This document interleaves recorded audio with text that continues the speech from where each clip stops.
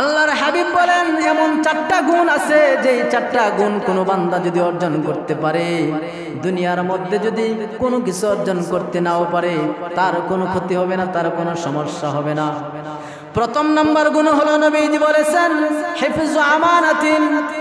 যেই বান্দা আমানতদারি গ্রহণ করবে জমিনের মধ্যে, আল্লাহ তাআলা কোরআনের মধ্যে বলেছেন ইন্নাল্লাহা ইয়া'মুরুকুম আন তু'আদ্দুল আমানাতি ইলা আহলিহা। আল্লাহ পাক রব্বুল আলামিন বলেন ইন্নাল্লাহা, নিশ্চয়ই, ইয়া'মুরুকুম, ও গোলাম তোমাদেরকে আমি একটা ওয়াজ করতেছি, নসিহত করতেছি, তোমাদেরকে একটা উপদেশ দিতেছি। কি উপদেশ জানোনি? ইন্নাল্লাহা ইয়া'মুরুকুম আন তু'আদ্দুল আমানা। তোমাদের কাছে যারা আমানত পায় তাদের কাছে আমানত বুঝিয়ে দাও। কেমন ভাবে আমানত? আমানতের বিভিন্ন সংখ্যা আছে। কিছু আমানত আল্লাহ তাআলা ব্যক্তিগতভাবে দিয়েছেন, কিছু আমানত সামাজিকভাবে দিয়েছেন, কিছু আমানত রাষ্ট্রীয়ভাবে দিয়েছেন। শুধু আমরা মনে করি টাকা পয়সা ধন সম্পদ ইত্যাদি মনে হয় আমানত। কথার আমানত আছে, কাজের আমানত আছে, দায়িত্বের আমানত আছে। কথার আমানত কি? তিরমিজি শরীফের হাদিসের মধ্যে এসেছে ইদা হাদ্দাসার রাজুল, নবীজি বলেন যখন কোনো বান্দা এক বান্দার সঙ্গে কথা বলতে থাকে, এমন সময় যে কথা বলতেছে সে যদি এদিক সেদিক তাকায়, কথাটা বলতেছে আর এদিক সেদিক তাকাইতেছে, নবীজি বলেন তাহলে মনে করবা এই কথাটা তোমার কাছে আমানত রাখতেছে, কারণ সে এদিক সেদিক তাকায় দেখে তার কথা অন্য কেউ শুনে কিনা। ঠিক কিনা? এজন্য দেখে কেউ আসেনি আশেপাশে, যদি থাকে তাহলে সাউন্ড কমায় দেয়। এই কথাটা তোমার কাছে আমানত, নবীজি বলেছেন। এরকম কথার আমানত, কাজের আমানত। আপনার কাছে কিছু কাজ আছে, এই কাজগুলো হলো আমানত। যেমন ভাবে সরকারি স্কুলগুলো প্রতিষ্ঠানগুলোর মধ্যে সরকারিভাবে বেতন দেওয়া হয়, আর ডিউটি হলো 9টা থেকে অথবা 10টা থেকে 4টা পর্যন্ত। এবার কোনো শিক্ষক যদি সময় মতো ডিউটি না করে মাসের মাস টাকা ঠিকই নিতেছে, এটা আমানতের খিয়ানত, এটা হলো রাষ্ট্রীয় আমানত। আপনাদেরকে একটা ঘটনা শোনাই। খলিফাতুল মুসলিমিন হযরত ওমর রাদিয়াল্লাহু তাআলা আনহু যখন খলিফা ছিলেন, একদিন রাত্রিবেলা হারিকেন জ্বালায়া সরকারি টাকার হিসাব করতেছেন। ইতিমধ্যেই হযরত আলী রাদিয়াল্লাহু তাআলা আনহু ওই কোষাগারের মধ্যে প্রবেশ করলেন, অফিসের মধ্যে প্রবেশ করলেন। প্রবেশ করার সাথে সাথে হযরত ওমর ফু দিয়ে বাতিটা বন্ধ করে দিয়েছেন। আচ্ছা আপনারা বলেন তো দেখি, আমাদের ঘরে যদি কোনো মেহমান আসে আমরা কি বাতি বন্ধ করি না জ্বালাই? আর হ্যাঁ, কি করে দিছে? নিভাইয়া দিছে। নবীজির সাহাবী হযরত আলী বলেন ইয়া আমিরুল মুমিনিন খলিফাতুল মুসলিমিন, ওগো ওমর, আপনার সঙ্গে কথা বলার জন্য আসলাম, আর আপনি বাতিটা বন্ধ করে দিলেন, কারণটা কি? হযরত ওমর রাদিয়াল্লাহু তাআলা আনহু বলেন ও আলী, এতক্ষণ যাবত আমি যে হিসাব নিকাশ করতেছিলাম ওই হিসাবটা ছিল রাষ্ট্রের হিসাব। এজন্য রাষ্ট্রের টাকা দিয়ে তেল কিনেছি, রাষ্ট্রের কাজে ব্যয় করতেছি। এখন তো তুমি আমার সঙ্গে ব্যক্তিগত কথা বলবা, এটা রাষ্ট্রের আমানতের খিয়ানত হবে। এজন্যই সেই বাতিটা বন্ধ করে দিলাম। এই যে আমার ব্যক্তিগত তেল আছে, এই তেল জ্বালায় আবার তোমার সঙ্গে কথা বলবো। সুবহানাল্লাহ। দেখছেন কিভাবে আমানত, এটি হচ্ছে রাষ্ট্রীয় আমানত। আমাদের দেশের কি অবস্থা? এজন্যই তো দেশের টাকার অভাব বেড়ে যায়, সম্পদের অভাব বেড়ে যায়, দেউলি হয়ে যায়। কারণ কি? সব মগার আমানতের খিয়ানত করতেছে। এজন্যই আল্লাহ রাব্বুল আলামিনের হাবিব বলেন তোমাদের মধ্যে যদি 4টা গুণ আসে, এই 4টা গুণ অর্জন করার পর দুনিয়ার মধ্যে যদি কিছু অর্জন করতে নাও পারো, কোনো চিন্তা নাই, কোনো টেনশন নাই, কোনো ক্ষতির কারণ নাই। প্রথম নাম্বার হলো হিফজু আমানাতিন, যদি আমানতদারি গ্রহণ করতে পারো। বলতেছিলাম বিভিন্ন প্রকারের আমানত আছে। এই হাদিসের ব্যাখ্যা করেছেন মুফাসসিরিনে কেরাম। তারা ব্যাখ্যা করতে গিয়ে বলেন আল্লাহ তাআলার যত হুকুম আহকাম আছে, এই হুকুম আহকামগুলো দুনিয়ার মানুষের উপর আমানত। দুনিয়ার মানুষের উপর আমানত, নামাজ পড়া আল্লাহর হুকুম, এটা বান্দার উপর আমানত, রোজা রাখা বান্দার উপর হুকুম, এটা আল্লাহ তাআলার পক্ষ থেকে আমানত। এই জীবনটাও কিন্তু আমার না, এই জীবনের মালিক কে? আল্লাহ। কিন্তু আপনার কাছে আমার কাছে আমানত দিয়েছেন 60 বছর, 50 বছর, একদিন, 2 দিন, কিছু সেকেন্ডের জন্য, কিছু সময়ের জন্য আমানত দিয়েছেন। এজন্যই আত্মহত্যা করা কবিরা গুনাহ, কারণ এটা আমার না জীবন। এজন্যই গলায় রশি দিয়ে মারা গেলে, বিষ খাইলে, নিজে আত্মহত্যা করলে কবিরা গুনাহ, জাহান্নামী। কারণ কি? এই জীবন আমার না, আমি আমানতের খিয়ানত করছি। আমানতের খিয়ানত যারা করে তারা কবিরা গুনাহ করে। কারণ এই জীবন আল্লাহ তাআলা দিয়েছে, আল্লাহ যেদিন নিয়ে নিবে ওই দিন যেতে হবে। এজন্যই আল্লাহ রাব্বুল আলামিন বলেন আমানতের বিভিন্ন প্রকার আছে। এই যে হাত আল্লাহর দেয়া আমানত, এই হাত যেমনে মন চাই তেমনে ব্যবহার করা যাবে না। আল্লাহ যেই কাজে ব্যবহার করার জন্য বলেছেন সেই কাজে ব্যবহার করতে হবে, কারণ এই হাত আল্লাহর আমানত। আমি আপনার কাছে এই বোতলটা দিয়া বললাম, আপনার কাছে বোতলটা রাখলাম, আপনার যদি পানির বেশি পিপাসা হয় এতটুকু পরিমাণ পানি খাবেন, আর বাকি পানিটা আমার জন্য রেখে দিন। এই পানিটা আপনার জন্য হালাল, আর বাকিটা হচ্ছে হারাম, কারণ এটা আপনার কাছে আমি দিয়েছি খাওয়ার জন্য, বাকিটা আমানত রাখার জন্য দিয়েছি। ঠিক তেমনি ভাবে আল্লাহ রাব্বুল আলামিন বলেন, ও গোলাম, তোমার কান একটা আমানত, জবান হলো আমানত, চক্ষু আমানত। এই চক্ষুর আমানতের খেয়ানত করবা না, চক্ষু দিয়ে খারাপ দিকে দৃষ্টি দেবা না, তাহলে আমানতের খেয়ানত হবে।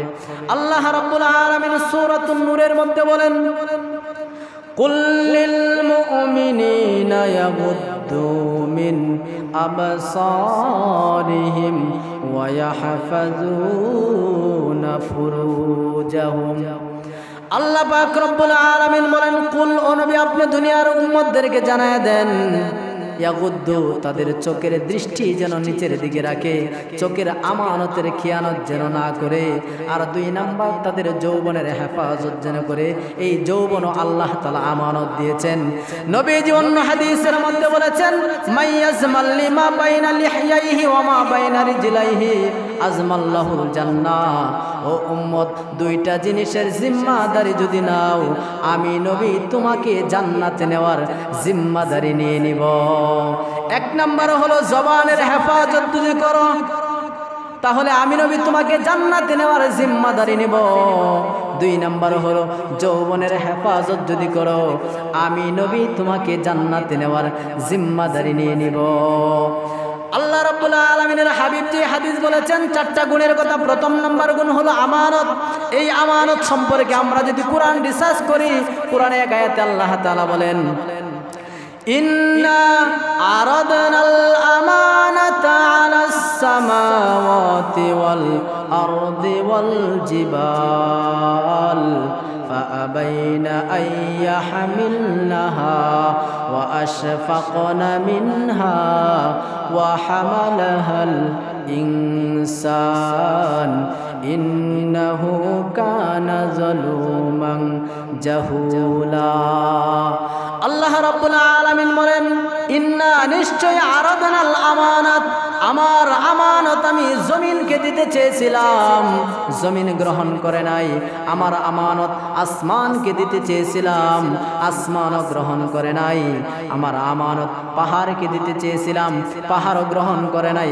আমার আমানত গ্রহণ করেছে দুর্বল মানুষ। আল্লাহর আমানত কি? কুরআন হলো আল্লাহ তাআলার আমানত। এই কুরআন গ্রহণ করছে কারা? মানুষ। পাহাড় গ্রহণ করে নাই, আসমান গ্রহণ করে নাই, জমিন গ্রহণ করে নাই, অথচ মানুষের সে শক্তিশালী কি? আসমানের শক্তি বেশি। দেখেন কি পরিমাণ শক্তি, জমিনের কি পরিমাণ শক্তি, পাহাড়ের কি পরিমাণ শক্তি। আর মানুষ এতই দুর্বল, একটা হাত 1 ঘন্টা পর্যন্ত এভাবে রাখতে পারে না। কতক্ষণ, ঠিক কিনা? রাখতে পারে? 5-10 মিনিট রাখার পরেই ভাঙ্গা পড়ে। মানুষ এতই দুর্বল। আল্লাহ কোরআনের মধ্যে বলেন, মানুষকে আমি দুর্বল করে বানাইছি। প্রশ্ন হতে পারে, হুজুর মানুষকে দুর্বল করে বানাইছে কি জন্য? মানুষকে তো শক্তিশালী করে বানানোর দরকার ছিল। আসমানের চেয়েও শক্তি বেশি দেওয়ার দরকার ছিল, জমিনের চেয়েও বেশি শক্তি দেওয়ার ছিল, পাহাড়ের চেয়েও বেশি শক্তি দেওয়ার দরকার ছিল।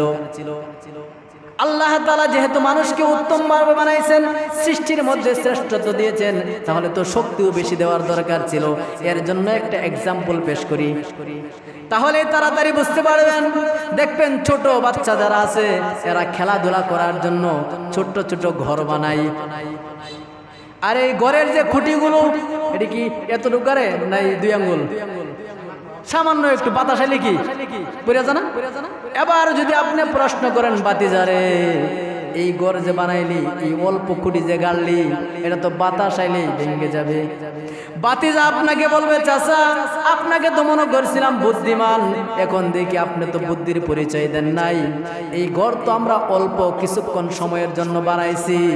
মা যখন ডাক দিবে, বাবা যখন ডাক দিবে, অথবা কয়েক মিনিট পরে এগুলো ভেঙে চড়ে আমরা চলে যাব, ঠিক কি ঠিক না? এজন্য বেশি শক্তিশালী করে বানাই নাই। আল্লাহ বলেন, গোলাম তোমাদেরকে আমি অল্প কয়েক মিনিটের জন্য বানাইছি, কয়েকদিনের জন্য বানাইছি, কয়েক বছরের জন্য বানাইছি, এজন্য বেশি শক্তিশালী করে বানাই নাই, এজন্যই তোমাদেরকে আমি দুর্বল করে বানাইছি। এজন্যই আল্লাহ রাব্বুল আলামিন বলেন, আমানতের বিভিন্ন প্রকার আছে। প্রথম নাম্বার হলো তোমার সমস্ত শরীরটাও একটা আমানত। আমানতের খিয়ানত করবা না। আমানতের খিয়ানত করলে আল্লাহর হাবিব বলেন, লা ঈমানা লিমান লা আমানাত লাহু, যার আমানত নাই তার ঈমান নাই। এজন্য ঈমান ভাঙের কারণের মধ্যে একটা কারণ হলো আমানত খিয়ানতকারী। দ্বিতীয় নাম্বার নবীজি বলেছেন, ওয়াসিদকু হাদিসিন, সত্যবাদী গুণ অর্জন করবা। কারণ কি নবীজি অন্য হাদিসের মধ্যে বলেন, ইন্না সিদকা ইলাল বিররা, সত্য মানুষকে নেকির দিকে নিয়ে নেয়, আর নেক কাজ মানুষকে জান্নাতের দিকে নিয়ে নেয়। অপর হাদিসের মধ্যে নবীজি বলেছেন, আল কিজবা ইলাল বিররি, মিথ্যা মানুষকে গুনাহের দিকে নিয়ে নেই, আর গুনাহ মানুষকে জাহান্নামের দিকে নিয়ে নেই। হাকিম লুকমানের নাম আপনারা শুনেছেন। হাকিম লুকমানকে প্রশ্ন করা হলো, ও হাকিম লুকমান, আপনাকে আল্লাহ রাব্বুল আলামিন এত উঁচু মর্যাদা কিভাবে দান করেছেন? কি কি আমল আপনি করতেন? হাকিম লুকমান লোকদেরকে বলতেন, শোনো, আমি বেশি কিছু আমল করি নাই, কয়েকটা আমল করেছি। তার মধ্যে একটা হলো আমি আমানতের খেয়ানত করি নাই। 2 নাম্বার হলো আমি কোনোদিন মিথ্যা কথা বলি নাই। 3 নাম্বার হলো আমি অনর্থক অশ্লীল কোনো কথা বলি নাই। 4 নাম্বার হলো আমি কোনোদিন হারাম খাবার খাই নাই। এজন্য দেখবেন কোরআনের মধ্যে কিন্তু কোনো নবীর নামে সূরা নাই, কোনো সাহাবীর নামে সূরা নাই, কিন্তু একজন ওলির নামে আল্লাহ সূরা নাজিল করছে। সেই ওলির নাম হলো লুকমান আলাইহিস সালাম। কোরআনে সূরা নাজিল করছে কেমনি? আল্লাহ তাআলার কাছে এই আমলগুলো অনেক পছন্দনীয় হয়ে গেছে, এজন্য আল্লাহ তাআলা তার নামে একটা সূরা নাজিল করে দিয়েছে। তো যেই কথা বলতেছিলাম, নবীজি বললেন, 4টা গুণ যদি তোমরা অর্জন করতে পারো, তাহলে দুনিয়ার মধ্যে কিছু পাও বা না পাও কোনো ক্ষতি নাই। 4টা গুণ অর্জন করতেই হবে। 1 নাম্বার হলো আমানতদারি, আমানতের হেফাজতকারী হবে। 2 নাম্বার হলো সিদকু হাদিসিন, সত্যবাদী গুণ অর্জন করবা। 3 নাম্বার হলো ওয়া হুসনু খলিকাতিন, উত্তম চরিত্র অর্জন করবা। কারণ কিয়ামতের ময়দানে কঠিন মুসিবতের দিন আল্লাহ রাব্বুল আলামিন মানুষের আমল নামাগুলো যখন ওজন দিবেন, মাপ দিবেন, ওই সময় মিজানের পাল্লা ভারী করবে উত্তম চরিত্র। তাহলে উত্তম চরিত্র দরকার আছে না নাই? ভালো চরিত্র, ভালো গুণগুলো মিজানের পাল্লাকে ভারী করে দেয়। এজন্যই নবীজি বলেছেন, ওয়া হুসনু খলিকাতিন, তোমরা উত্তম চরিত্র অর্জন করবা। 4 নাম্বার হলো ওয়া ইফাতুন ফি তামাতিন, হালাল খাবার, পবিত্র খাবার গ্রহণ করবা। খাবার পাইলেই খাবা না, যদি হালাল হয়, পবিত্র হয়, তাহলে গ্রহণ করবা। আল্লাহ রাব্বুল আলামিন নবীজিকে বলেন, ইয়া আইয়ুহার রাসূল, হে নবী, কুলু মিন তাইয়িবাতিন, পবিত্র খাবার গ্রহণ করুন, অপবিত্র খাবার গ্রহণ করবেন না, সন্দেহযুক্ত কোনো খাবার গ্রহণ করবেন না।